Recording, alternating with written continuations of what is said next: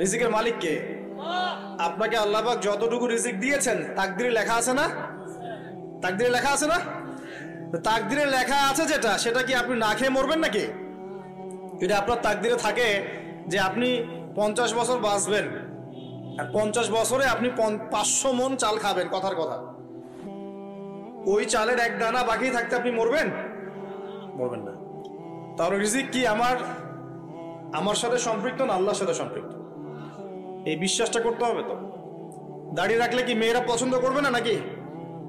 বলেছে যে বিয়ে করবো না দাড়ি রাখলে, এমন কথা বলেছে? যদি কোনো মেয়ে এরকম কথা বলে, ওই মেয়েকে বিয়ে করার দরকার নেই আপনার। যদি কোনো মেয়ে আপনাকে বলে যে দাড়ি রাখলে ভালো লাগে না, শেভ করতে হবে, না হলে বিয়ে হবে না, বিয়ে করবো না, ওই মেয়েকে বিয়ে না করাই উচিত আপনার। ওর তো মানে আপনাকে বিয়ে করার যোগ্যতাই হয়নি, ওর তো যোগ্যতাই হয়নি আপনাকে বিয়ে করার। সে তো দাড়ি নিয়ে প্রশ্ন তুলছে। যে মেয়ে বলবে যে নবীর সুন্নত আছে এজন্য আপনাকে পছন্দ করি, তখন বুঝবেন যে হ্যাঁ, এই মেয়ের মধ্যে ভালো কিছু আছে। যেই মেয়ে দেখবে যে আপনি নামাজি কিনা, যেই মেয়ে দেখবে আপনি নামাজি কিনা, দাড়ি আছে কিনা, ইমানদার কিনা, দিনের জন্য কিছু করেন কিনা, হালাল খান কিনা, ওই মেয়ে ইনশাল্লাহ আপনার ঘরে শান্তি দিবে। আর যেই মেয়ে আপনাকে দেখবে আপনার কত বড় সম্পত্তি, কতটা বড় জমি, কত বড় চাকরি, সুদ খান কিনা ওর কোনো আসা যায় না, টাকা হইলেই হইল, এগুলোকে ঘরে ঢুকালে অশান্তি আর অশান্তি। কি চাচ্ছেন, শান্তি না অশান্তি? নবী সাল্লাল্লাহু আলাইহি ওয়াসাল্লাম বলেছেন, দিনদারিতা দেখে মেয়েদেরকে বিয়ে করো। কি দেখে? একই বিষয় ছেলেদের জন্য মেয়েদের জন্য সেম। ছেলে দেখতে হবে দিনদার কিনা, মেয়ে দেখতে হবে দিনদার কিনা, পর্দা করে কিনা, দিনদারিতা আছে কিনা।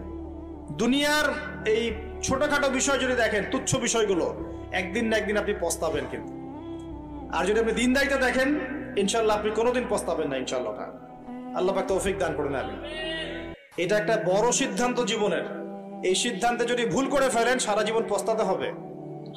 অতএব এখানে বেশি আবেগে ফ্যান্টাসিতে ভুগবেন না।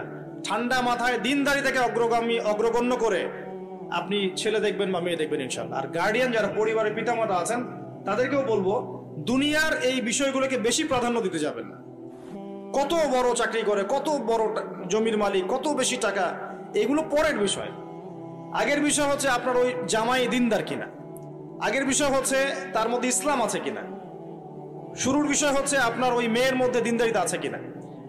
এটা নসিহত করে গেলাম। যদি আপনি বুদ্ধিমান হন, তাহলে আমার নসিহত গ্রহণ করবেন, না হলে কিন্তু সারা জীবন পস্তাতে হবে। যারা বেদিন জামাই বিয়ে করেছে আর বেদিন মেয়ে বিয়ে করেছে, তারা বুঝবে যে আমার কথার মর্ম কতটুকু।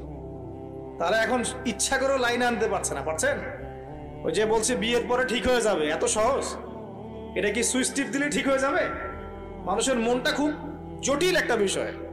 এত সহজেই মানুষের মন চেঞ্জ হয় না। হয় ইল্লা মাশাআল্লাহ, আল্লাহ চাইলে হয়।